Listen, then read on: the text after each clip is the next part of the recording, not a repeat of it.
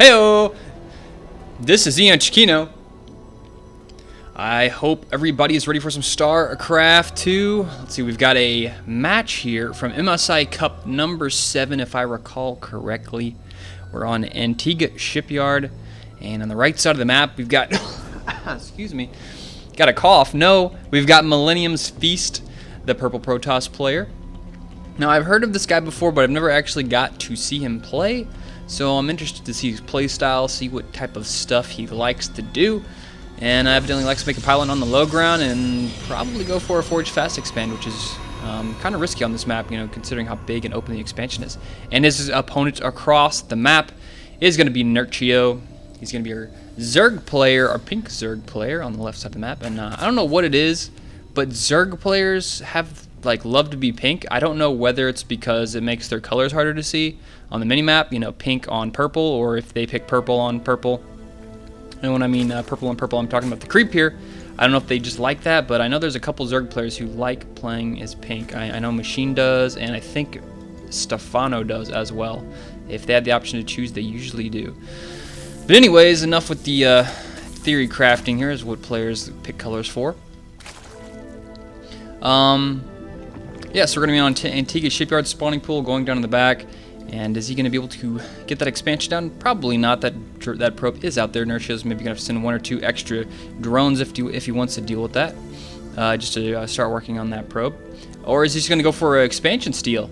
That's kind of been catching on a little bit lately. Is Zerg players going for an offensive expansion in the Protoss player's base, or just denying them in return? But there's 2 probes down here. Nerchio won't be able to throw down his own hatchery. He's just going to try and deny the Nexus for as long as possible. He's denied it for a little bit, but there it finally gets up. So Nerchio did do his best, and he actually got out of there alive with 2 life left on that drone. And so he's going to have a little bit of a lead here, going against, or actually Feast is going to have a lead going against Nerchio.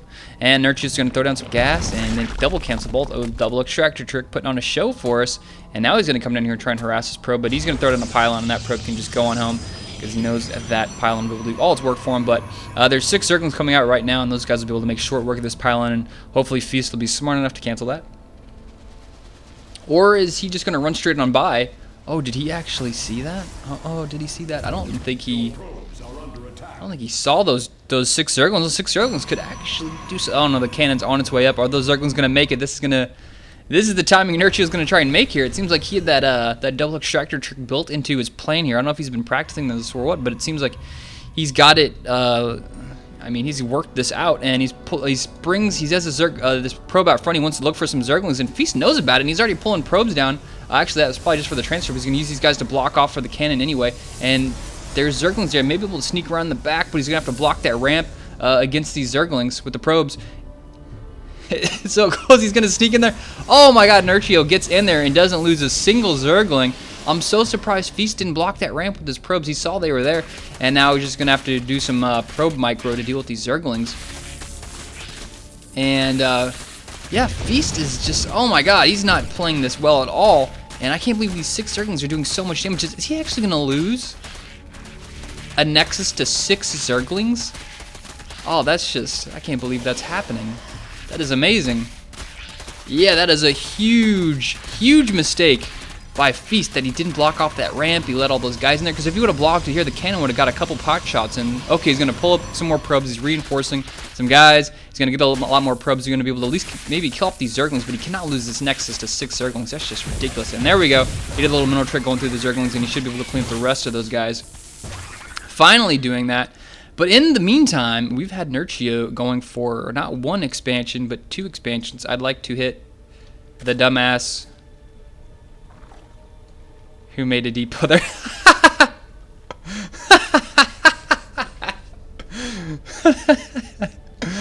Oh, I don't know why he's mad about the depot, if he maybe accidentally clicked on it, or he wanted to do a full wall off, or I don't know what his problem was.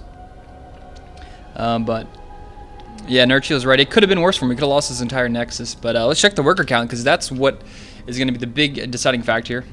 I thought I could win all the probes. I guess that means he thought I don't even know what that means. I guess that's just broken English for he thought he could kill all the probes with 6 Zerglings. That would be quite a feat. But anyway, he's up by 11 workers against Feast, so he did do a lot of damage. He denied a lot of mining also for Feast. And Nerchio is just taking this time to get a nice economic lead. He's got some overlords heading out across the map. He's got one hanging out over here and one kind of in the middle of the map, getting in a good position right here. And he's just going to go and do some scouting. And what is this probe doing? Putting a pylon there in a pretty handy position. Does that actually see behind the gas? No, it doesn't. I was wondering about that because there's kind of a little gap here. I was curious if you could have vision of that or not. That would be kind of useful if it did. But I guess it doesn't. Overlord's going to sneak on in there. That'd be pretty cool if he put up a Nidus Worm there. I love Nidus Worms whenever they work.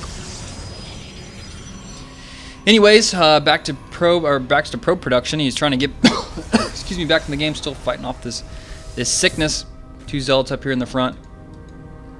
Hasn't got any kills yet, so he's just kind of running around poking. A couple of Zerglings out there for Nerchio, going to try and defend the home territory. Overlord's going into the main. Are they going to see it? Are they going to see the Stargates? He's on his way over there. He is going to get there pretty soon. These Zerglings do not have speed yet, but they're fast enough to catch these Zealots, and they're going to get us surrounded. Yes, they are. That one's going to get caught. This one is just going to pull back for a second there. Smart move there from Nerchio. Really no reason to sacrifice 3 more Zerglings to get that one. He can just wait a little bit, reinforce his guys, and kind of group them up, and then work out this. But look at this. He's like, wait a second, where'd that Zealot go? Here he is. There's that Zealot. Now he's going to be able to take him out. So clean up those 2 Zealots. Now he's got map control again.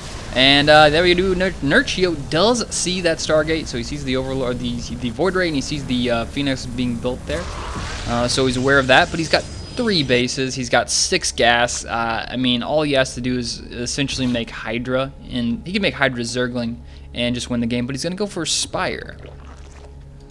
And a Roachwarn. Okay. Interesting. But Zerglings here at the top, they're going to get in, get a couple kills.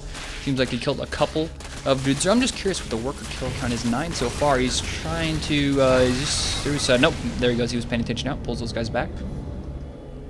But, I mean, Feast right now is playing from behind. He's got a lot of work to do to catch up in this game. Macro-wise and just army-wise, supply easily favoring Nerchio. 97 versus 66. Looking pretty good for Nerchio this game. I gotta say that I like what he did there with the opening. Just going for those 6 Zerglings to try and sneak in there. That small, very small timing window. He just snuck in there with all those Zerglings, kind of ran around it, even like kept that probe busy with the drone there as kind of like a diversion, being like, oh, I want to try and kill you so I can throw down an expansion. And it just worked out pretty well, so maybe I'll use that myself. Anyways, a lot of Zerglings going to come in here. Nice force field from Feast, and he's got some Zerglings going to hold position. He's going to take out a couple of those probes. Plenty of Sentry energy left, but there's a attack down here at the bottom, but there's plenty of Spore Crawlers. He does manage to kill 1 Queen, so not too bad there. I don't think he killed anything. Nope, no Queens, no Spore Crawlers with any kills yet. So back in the top, the force fields. There he's finally going to get him now. He's hold positioning all those Zerglings in. Those probes are running right through all of those. And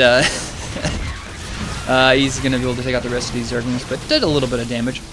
Just slowing down mining of gas. All kinds of good stuff like that.